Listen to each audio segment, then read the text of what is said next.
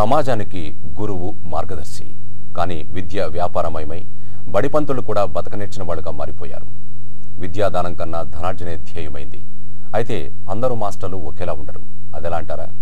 బళ్ళో 4 పాఠాలు చెప్పి ఒక పని అయిపోయిందని అనుకోకుండా సమాజ సేవ చేస్తూ 10 మందికి స్ఫూర్తినిస్తోన్న సిసలైన ఆ ఉత్తమ ఉపాధ్యాయుని చూడండి.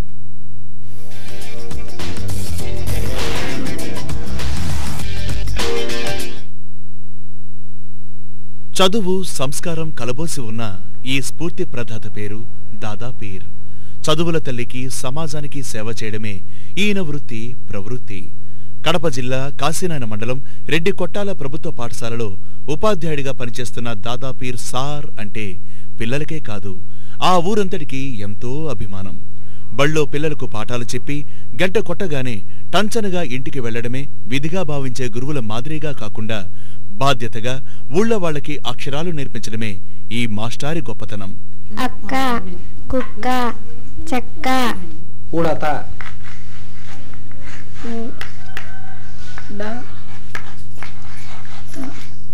కూలీనాలీ చేసుకునే పేదవాళ్లను చేరదీసిన దాదాపీర్ వాళ్లందర్నీ చదువు బాట పట్టించాడు. అక్షరాలు నేర్చుకోవాలనే ఆసక్తి ఉన్నవారికి గ్రామస్తుల సహకారంతో ఉచితంగా పలకలు పుస్తకాలు పంపిణీ చేశారు. దాదాపీర్ కృషి ఫలితంగా నేడు ఆ గ్రామంలో నిరక్షరాస్యత అనేది జాడ లేకుండా పోయింది.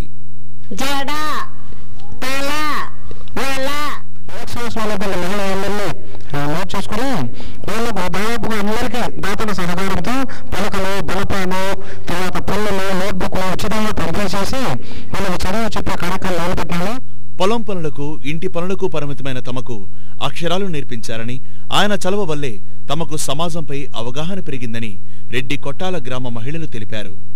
సార్ శ్రద్ధ వచ్చి మాకు ప్రతిరోజు మేము ఏదైనా పనులు చేసుకుంటాం కదా, వచ్చి నేర్చుకోవాలన్నా మీరు బాగుపడాలా, సంతోషంగా మాకు కూడా బాగుంటుంది మేము అందరూ చదువు నేర్చుకుంటే అని మాకు చెప్తాను రోజు. అందువల్ల మేము బాగా నేర్చుకుంటాము చదువు. ఇంకా మాకు నేర్చుకోవాలని చాలా ఆశగా నేర్చుకుంటున్నాము. నిస్వార్థంతో అక్షర యజ్ఞం చేస్తున్న ఈ మాస్టర్ 4 ఏళ్లుగా ఒక్క సెలవును కూడా వాడుకోకపోవడం విశేషం. మాటివి న్యూస్, కడప.